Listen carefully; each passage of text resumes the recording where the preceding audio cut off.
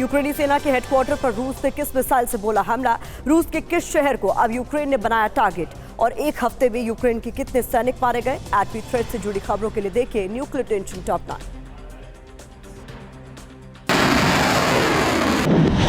Nuclear tension के बीच central Ukraine के Dnipro शहर में रूस ने स्कैंडर मिसाइल से विध्वंसक हमला किया।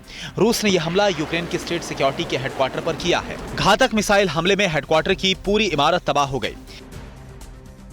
रूस की मिसाइल फोर्स अब यूक्रेन की मिलिट्री पोजीशंस पर लॉन्ग रेंज वेपन दाग रही है। 24 घंटे में यूक्रेन के संवेदनशील सैन्य अड्डों पर रूस ने टारगेटेड मिसाइल हमलों को अंजाम दिया है। जमीन और समंदर से 2 दिन में 70 से ज्यादा लॉन्ग रेंज मिसाइलें दागी गई। न्यूक्लियर टेंशन के बीच रूस के टैगनोक में मिसाइल से हमला हुआ। यूक्रेनी आर्मी ने इस स्ट्राइक को S-200 मिसाइलों से अंजाम दिया। हालांकि रूस ने दावा किया है कि उसके डिफेंस सिस्टम ने दुश्मन मिसाइल को हवा में ही तबाह कर दिया, लेकिन उसका मलबा शहर पर गिरा। रोस्तोव ओब्लास्ट के टैगनोव में हुए मिसाइल हमले में कम से कम 15 लोगों के घायल होने की सूचना है। यूक्रेनी आर्मी ने 8 म्यूजियम को टारगेट कर हमला किया।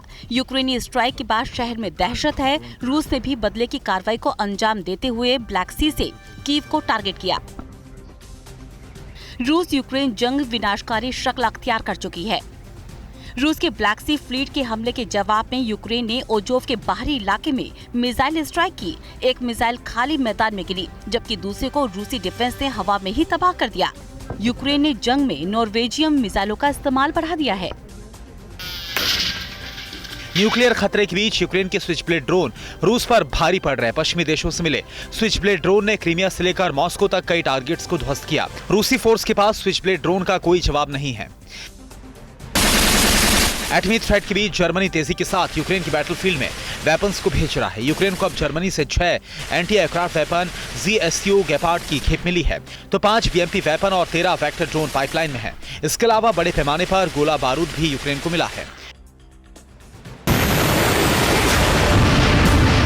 रूसी हमलों से साउथ यूक्रेन में भीषण तबाही मची है। यूक्रेनी इंफ्रास्ट्रक्चर और मिलिट्री बेस को टारगेट कर किए गए हमलों में 25 टैंक्स और 10 इन्फेंट्री व्हीकल्स को तबाह किए जाने के अलावा एक हफ्ते में 280 से ज्यादा यूक्रेनी सैनिकों की मौत का दावा है।